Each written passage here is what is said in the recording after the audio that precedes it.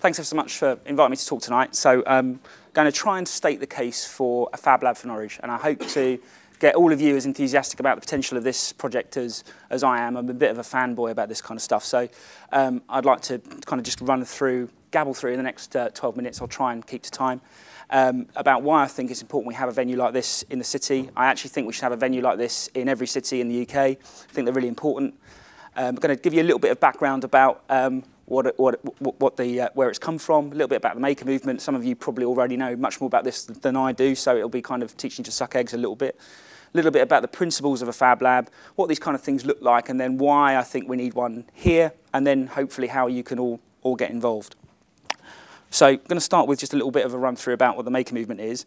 It's not a new idea. This kind of stuff's been with us for decades. We just used to call it something else. So anyone who did O-level history probably seen a poster like this from the wall, make, do, amend, and that's what it is. It's about making something out of something new, out of something old. It's about craft. It's about metalwork, woodwork, the traditional kind of sewing, all those kind of crafts that we're used to. But what maker movement is just that with a technological extension, really. So we're talking about electronics, programming, 3D printing, bringing web technologies into it as well. Just to kind of reinforce the point, really. This is a Popular Science magazine. I think it's from, I don't know if the date's on there, but it's from about 1933, I think. And you can see it's all kind of new geeky technology and, more importantly, how to make stuff, how to do stuff at the bottom. And we've kind of got a version of that now. It's called Make Magazine. Some of you may have seen this. Talks about new technology, engineering projects, Lego Mindstorms, all this really cool gadgetry stuff that we can get involved with, and more importantly, how you can all get involved with it at home. The guy behind Make Magazine, Dale Doughty, he's one of the driving forces behind the maker movement. Also coined the term, shall we say, Web 2.0. So he's all about communities and getting people engaged in this. And again, I'm just going to hammerly reinforce the point with a really annoying slide next, just to warn you. I'm going to call on Jen from the IT crowd to help me. This has really enabled this thing to move forward. So apologies, this is going to loop insanely, and novelty will very quickly wear off, so I'll try and scamper through this one. This has really enabled this to grow. So when the web came along, we've now got platforms like Kickstarter, crowdsourced financing. We've got Etsy, which is a global marketing platform for craft. We've got things like Instructables, brilliant site. The guy behind that said it's a site for 13-year-old boys of all ages and genders. I think that's brilliant. There's things like Common, which is a kind of crowdsourced manufacturing platform. You come up with an idea and they will help market it for you. Loads of really cool ideas that are coming onto the net. Thingiverse, I must mention Thingiverse for John in the audience as well, where they share 3D drawings so you can go away and print them out. This has really driven this forward. It's really helped it grow. So just want to also talk about the potential of this stuff. If you're thinking, okay, it just sounds like a bit of a geeky Lego kind of play thing, adult airfix, that kind of thing. Well, I just want to show you the potential of this movement. This is Lima Freed, and she's a bit of a hero, really. She's the first female engineer to make it to the cover of Wired magazine. She runs a company called Adafruit, which, again, a lot of you in the room probably already heard of. Her ambition was to market materials to help people get involved in electronics, and programming. So she now sells loads of kits, Arduino kits, everything from really quite nice, if you're a cyclist like me, the LED system so you can illuminate your bicycle, you can program your own patterns in it, right the way through to kind of very high-end robotics kits. Doing very nicely, speaks a lot, also really closely involved in the open hardware movement as well.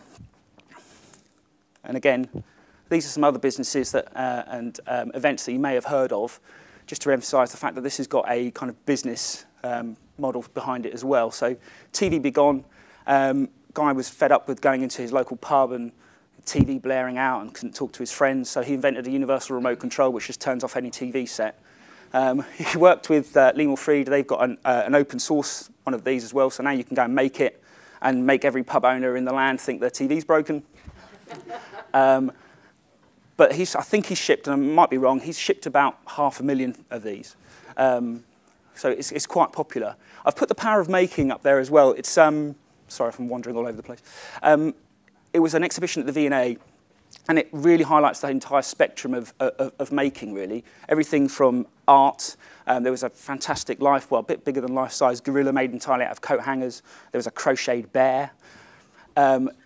Lots of fabrics that you know, this kind of making, but also, you know, the really technological end. So you had 3D printed shoes. You had the EADS printed bike. Some of you may have come across. Fantastic. There's some Vimeo videos of this as well. I will be posting some links, or providing Tom with some links, so that all the stuff that I'm gabbling about you can try and put together and make some sense of later on. And at the bottom, this is just a brilliant example of what you can do if you've got access to tools and if you've got access to a really niche idea. This is brick arms. Some of you may have heard of brick arms again, but it was a guy who loved Lego, and he also liked heavy weaponry. And he thought, wouldn't it be cool if I could make miniature heavy arms for my Lego figures? So he started designing weaponry based on movies, based on science fiction, put them on the internet. People said, oh, I really like that, I'd like to buy one. So he'd print out the design, he'd send it to his kind of desktop CNC machine, root out a little mold, print it out, started selling them. As it grew, he then took that to a local factory, got them to make a little mould, and now he's doing rather nicely out of this. He's quit his job as a software engineer. I think that was his job.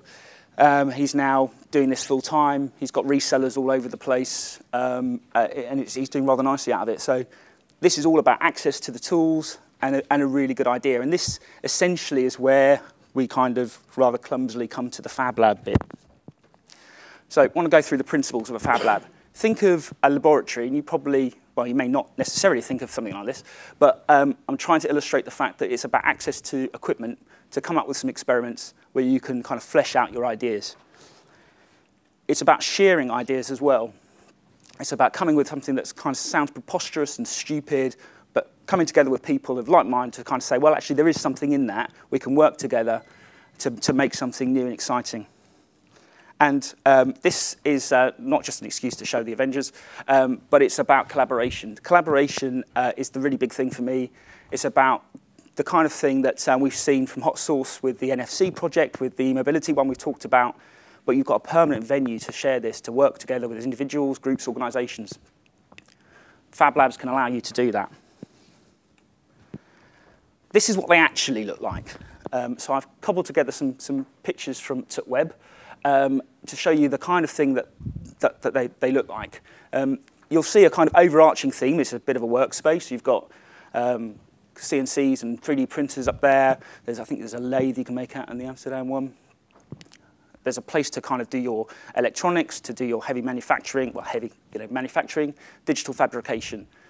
But you can have other things as well. So if your community is interested, as in New York up the top there in brewing, you can have a brew shop in there. There's nothing to stop our venue having a brew shop, having the local brew companies come down, teach people how to make beer, I think they teach you how to grind coffee and roast your own coffee beans, brew your own cider. So you can get sozzled while in access to heavy machinery as well, so that's quite good.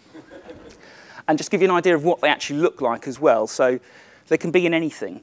Bermeo in Spain, I think that's an old kind of warehouse. The bottom left from me, Tulsa, that's a purpose-built facility. And then just above, what looks like an abandoned caravan with graffiti on, that's actually a mobile Fab Lab. I think that's in Boston somewhere. It just gives you an idea of the kind of things that you can work with. There are some places in the UK already. So if you're hopefully interested in these kind of things, there's some places you can go look right now and find out what they're doing. Manchester Fab Lab, that's the first one in the UK.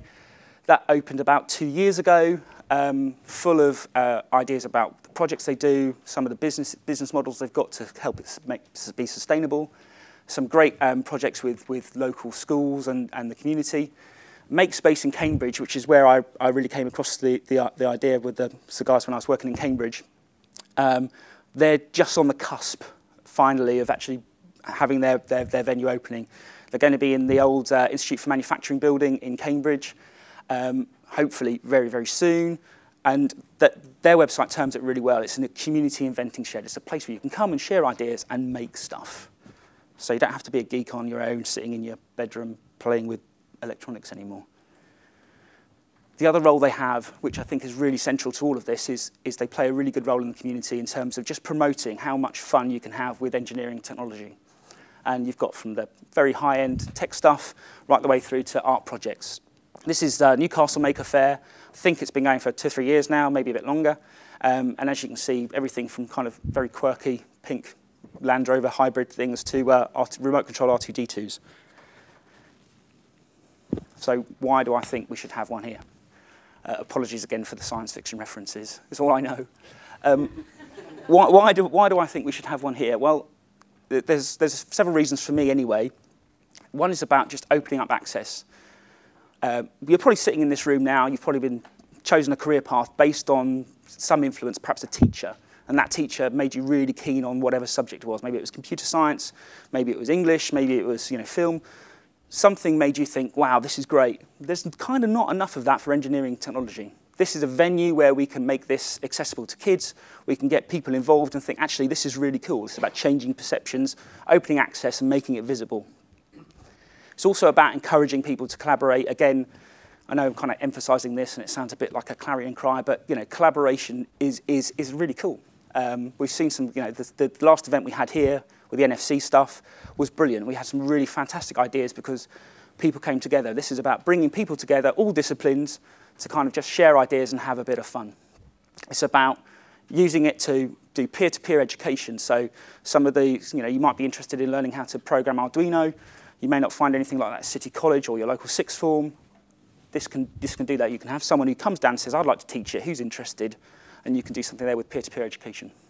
And it's about encouraging social enterprise as well, helping new businesses, helping startups.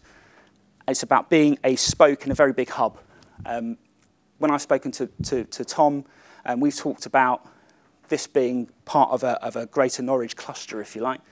And what we'd like to do is just be a place where people can go at the very start of their journey, which again I know sounds really corny and American, but then funnel them out to places when they grow to a certain stage. So Norwich Research Park, Hethel, we've seen there, places like this in Newcastle as well. Now, I posted the idea about, I think only about five weeks ago, and to say I was kind of pleasantly surprised about the support it received was a bit of an understatement. I thought it would just be tumbleweeds and I could all kind of forget about it. But it's led to some interesting conversations as well. So I know Stuart's waved before, but we've had a conversation with Stuart at Hethel Engineering Centre, Ed in the little booth at the top there. We've had a chat with Newcastle, and of course, Hot Sauce. And they've all been really supportive of the idea. They've all said, look, we'd really like to be engaged with it. We'd really like to see how it's going, and we're going to take those conversations forward. But what we really need, and really corny picture alert coming up, is we need you.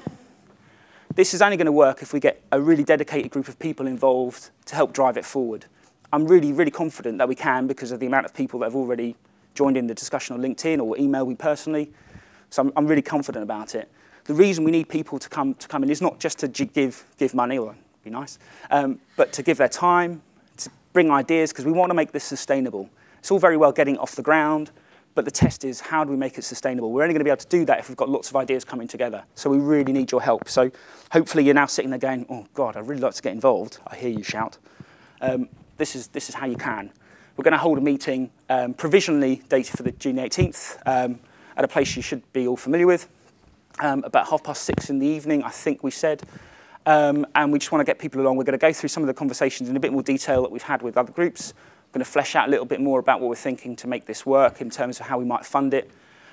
Talk about what we might have inside it as well. But we can only do that if we've got lots of involvement. We don't want to come up with my idea, great as it may not be the right one. So we want everyone to get involved in it to try and make this a really good facility for the community. Hopefully, I'm just a bit over, but hopefully that's about time. So if there's any questions, I'm happy to take them or try to. And if you want to find out more, I'm on Twitter, or you can whack me an email. So thanks ever so much.